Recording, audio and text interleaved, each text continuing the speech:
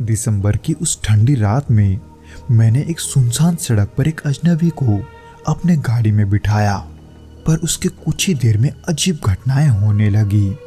Radio खुद ब खुद चालू हो गया, शीशों पर कोहरा जमने लगा और वो अजनबी देखते ही देखते अचानक गायब हो गया। दोस्तों, आज के भौतिक घटना के एपिसोड को हम रमेश पासवान जी के पॉइंट ऑफ व्यू से सुनेंगे, जिनके साथ ये घटना वास्तव में घटा था।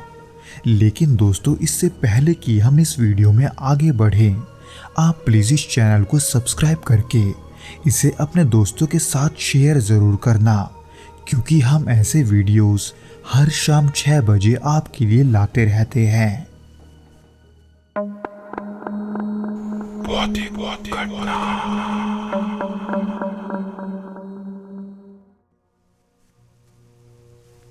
ये 2017 की बात है। दिसंबर का महीना था और ठंड अपने चरम पर थी। उन दिनों में पुणे में रात की शिफ्ट में टैक्सी चलाया करता था, पर उस दिन जिस दिन ये घटना हुई, उस रात मैंने अपनी शिफ्ट थोड़ी देर से शुरू की थी। रात के लगभग 11 बजे मैं बनर इलाके में एक सवारी को उतारकर मुल्शी की तरफ जा रहा था। वो इलाका शहर से थोड़ा बाहर था और उसकी सड़कें भी सुनसान थी।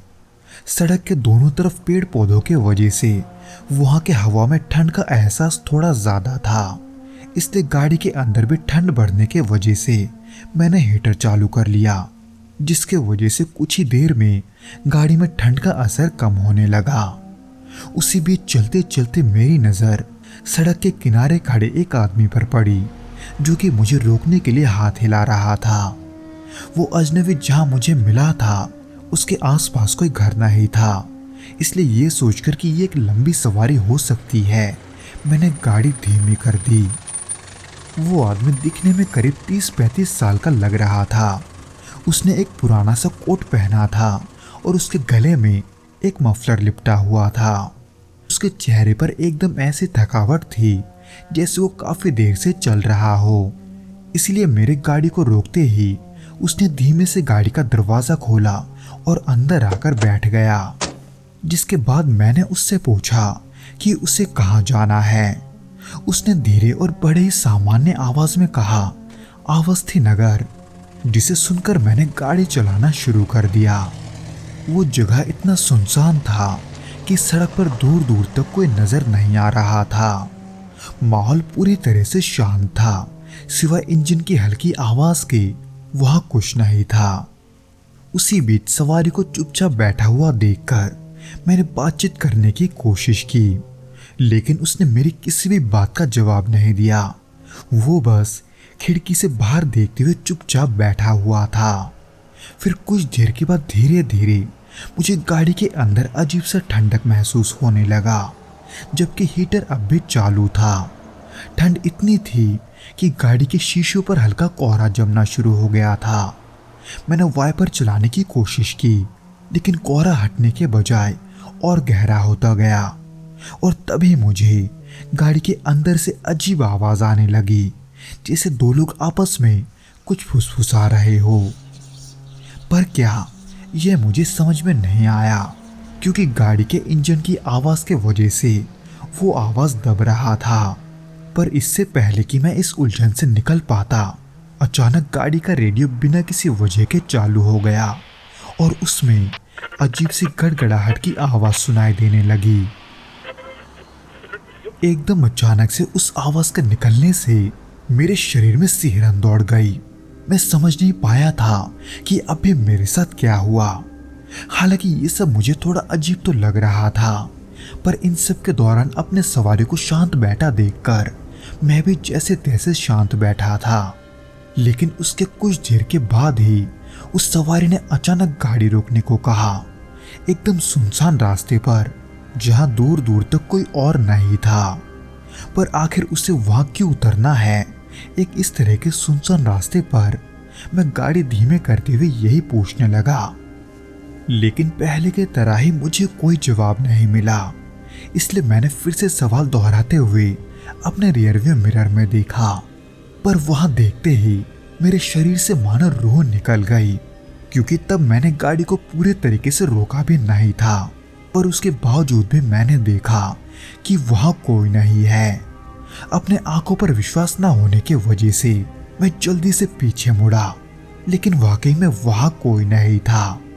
यहां तक कि मैंने हिम्मत जुटाकर गाड़ी से बाहर देखा, लेकिन सड़क पर भी कोई नहीं था। चारों तरफ बस अंधेरा और सन्नाटा था। और उसी बीच पता नहीं कैसे बिना हवा के पास के पेड़ों पर पत्तियां खुद ब खुद हिलने लगी थी। ऐसा लग रहा था जैसे उन्हें कोई जानबूझकर हिला रहा हो। ये सब देखकर मानो मेरा पूरा शरीर सुन पड़ गया था। मेरे दिल की धड़कन इतनी तेज हो गई थी कि मैं अपने धड़कनों के आवाज को ही सुन पा रहा था। कुछ देर तक तो मैं वही बैठा यही सोचता रहा कि ये सब क्या वाकई में हुआ है या ये सब मेरा वहम था। पर गाड़ी में अब भी मौजूद ठंड के वजह से ये सब मैं यकीन से कह सकता था कि वो सब मेरे साथ वाकई में हुआ है। इसलिए वहां और रहना ठीक ना समझकर मैंने जैसे तैसे गाड़ी को फिर से स्टार्ट किया और वहां से जितना जल्दी हो सके निकल गया। उसके 2-4 दिन बाद मैं इत्तेफाक से उसी रास्ते से वापस कहीं जा रहा था। वो दिन का समय था और ये वही जगह था जहां से वो आदमी गायब हुआ था। पर वो जगह दिखने में एकदम साधारण था, यानी कि उस जगह को देखकर कोई ये नहीं कह सकता कि वहां कुछ ऐसा भी हुआ था। लेकिन मन में उठने वाले सवालों ने मुझे चैन से बैठने नहीं दिया। इसलिए एक दिन मौका पाकर मैं उस पते पर पहुंचा, यानी कि अवस्थी नगर, जहां वो आदमी उतरने वाला था। पर वहां पहुंचकर जब मैंने वहां के लोगों से पूछा तो पता चला कि वो घर सालों से खाली पड़ा है और वहां रहने वालों की किसी दुर्घटना के वजह से सालों पहले मौत हो चुकी है। उस रात के पहले मैंने कभी नहीं सोचा था कि मेरे साथ ऐसा कुछ भी हो सकता है। आज भी जब मैं उस घटना के बारे में सोचता हूँ तो मुझे एक अजीब सी बेचैनी घेर लेती है। उस घटना के कई सारे ऐसे चीज हैं जिसे मैं आज भी नहीं समझ पाया, पर वो घटना आज भी मेरे जहन में जिंदा है।